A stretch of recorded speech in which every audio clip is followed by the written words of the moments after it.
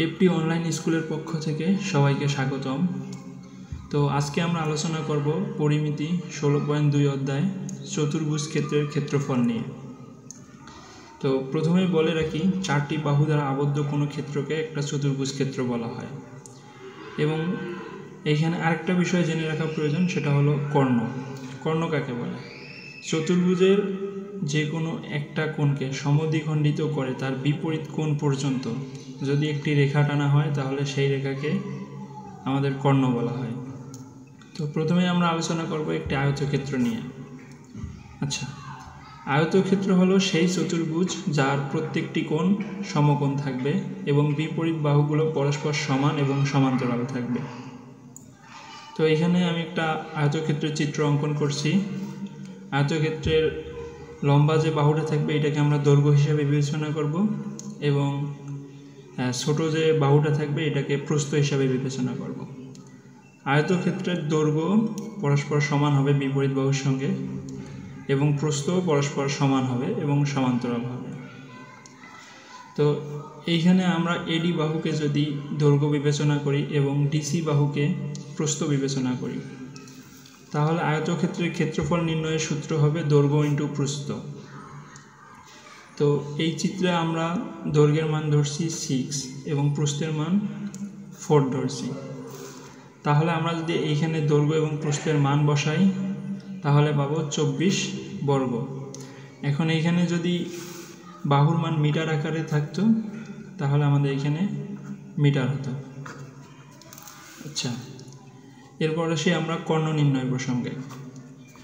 কর্ণের মান নির্ণয় করার জন্য আমরা এই সূত্র ব্যবহার করতে পারি যে √a² + b²।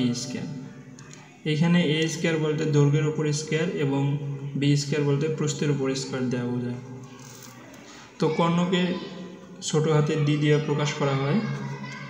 এখানে আমাদের দৈর্ঘ্য ছিল 6 এবং প্রস্থ ছিল 4। তো 6-এর উপর স্কয়ার এবং 4-এর উপর স্কয়ার দেওয়ার পর রুট করার ফলে আমরা কর্ণের মান পাইছি কত? 7.74।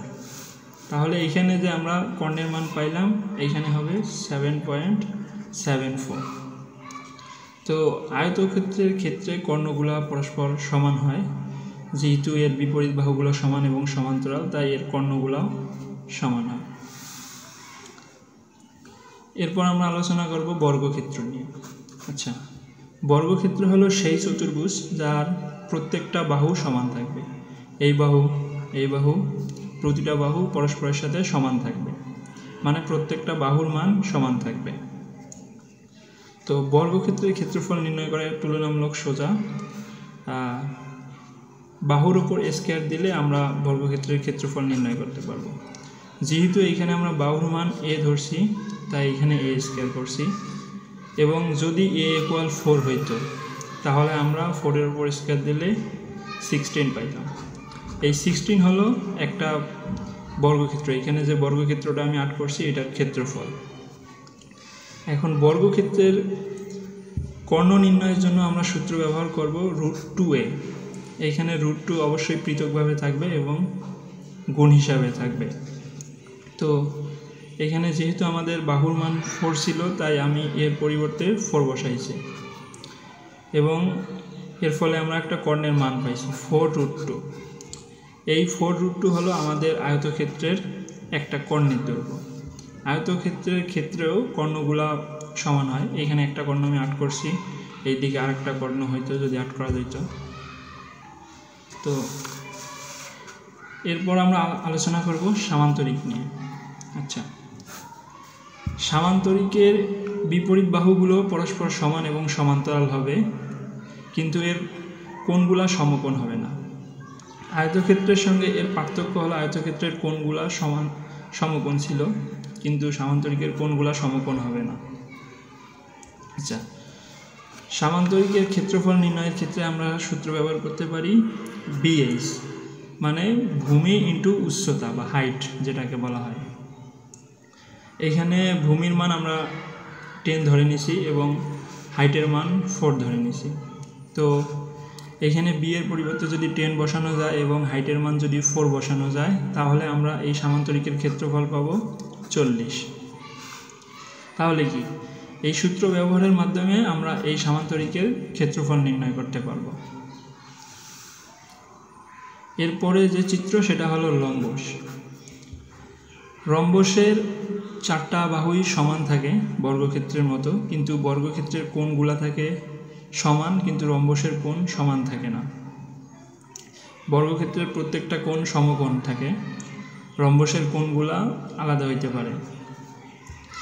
তো রম্বসের ক্ষেত্রফল নির্ণয়ের ক্ষেত্রে আমরা সূত্র ব্যবহার করতে পারি half into d1 into d2। এখানে d1 বলতে আমরা কর্ণকে ব্যবহার করতেছি এবং d2 বলতে অপর আরেকটা কর্ণকে ব্যবহার করতেছি। কর্ণ বলতে কি বোঝায়? এই যে এই কোণ থেকে শুরু করে এই কোণ পর্যন্ত যে সমদ্বিখণ্ডক একটা রেখা টানা হয়েছে, এটাকে একটা কর্ণ বলা হয়। তো রম্বসের 2টা কর্ণের মান আলাদা আলাদা থাকতে পারে, কারণ একটা কর্ণের মান বেশি হবে এবং আরেকটা কর্ণের মান কম হবে। তো এইখানে d1 কর্ণের মান যদি 8 হয় এবং d2 কর্ণের মান যদি 6 হয়, তাহলে আমরা এর ক্ষেত্রফল নির্ণয় করতে পারবো। তো এইখানে d1 এর পরিবর্তে আমি 6 ইউজ করছি এবং d2 এর পরিবর্তে 8 ইউজ করছি। তো এইখানে গুণ করার পর 2 দিয়ে ভাগ করলে আমরা কত পাবো? 24। এই 24 হবে আমাদের এই রম্বসের ক্ষেত্রফল। এরপরে আমরা আলোচনা করব ট্রাপিজিয়াম নিয়ে। তো ট্রাপিজিয়ামের ক্ষেত্রে এর একটি কোণ সমকোণ থাকবে। এই ট্রাপিজিয়ামের বাহুগুলা পরস্পর সমান নাও হইতে পারে, মানে সমান হওয়ার সম্ভাবনা খুবই কম। তো এই ক্ষেত্রে আমরা ট্রাপিজিয়ামের ক্ষেত্রফল নির্ণয়ের ক্ষেত্রে যে সূত্র ব্যবহার করতে পারি সেটা হলো হাফ ইন্টু হাইট। এখানে যে হাইট আছে এই হাইট ব্যবহার করব ইন্টু সমান্তরাল বাহুদ্বয়ের যোগফল। এখানে সমান্তরাল বাহুদ্বয় বলতে বোঝানো হচ্ছে কি, এই যে এইখানে কিন্তু এডি বাহু বিসির সঙ্গে সমান্তরাল না, এখানে সমান্তরাল কে?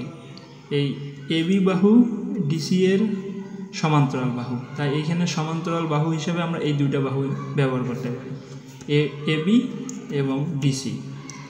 তো এইখানে ডিসি বাহুর মান যদি আমরা 10 ধরি এবং এবি বাহুর মান যদি আমরা 8 ধরি, তাহলে এ এর পরিবর্তে আমরা 10 বসাবো এবং বি এর পরিবর্তে 8 বসাবো।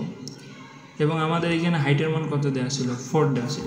আমরা চাইলে এইখানেও হাইট ধরতে পারি, এই হাইটটা আমরা যে কোনো জায়গায় ধরতে পারি। তো এখানে যদি আমরা বাহুগুলার মান বসাই, তাহলে ক্যালকুলেশন করার ফলে আমরা একটা মান পাব।